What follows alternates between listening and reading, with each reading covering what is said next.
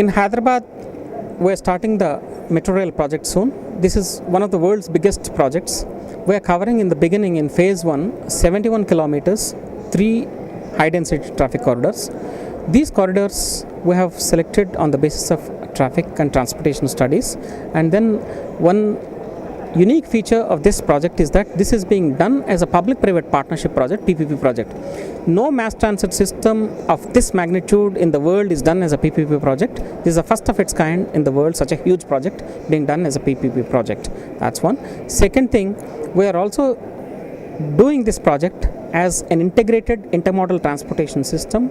We are covering number one, 3 busy corridors, and these 3 busy corridors will be connected to the important rail terminals. Number one, we have Secunderabad, you have Nampally, and you also have important railway stations like Begumpet, etc. So all these important railway stations are connected. They are connected with 6 major bus depots of the city. They are also connected to 6 major MMTS stations in the city, and we have also identified the traffic catchment areas. That is, every station, we have 66 stations.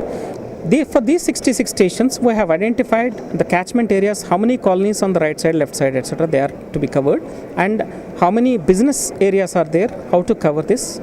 Okay. So by doing this, continuous buses, air-conditioned buses will be run in these feeder services. So with this, we are providing a seamless travel facility. That means a person doesn't require a car or a two-wheeler in the city. He should be able to comfortably go from wherever he is, from his residence to wherever he wants to go. This is our objective, so that you minimize the car population, to minimize two-wheelers on the roads and make it congestion-free city. That is the basic thing. And we are also doing a lot of innovative things in this particular project. So eco-friendly designs we are making for the stations, and we are bringing in a lot of features, commuter features. We are trying to provide pedestrian facilities. All these things we're going to do as a part of this project.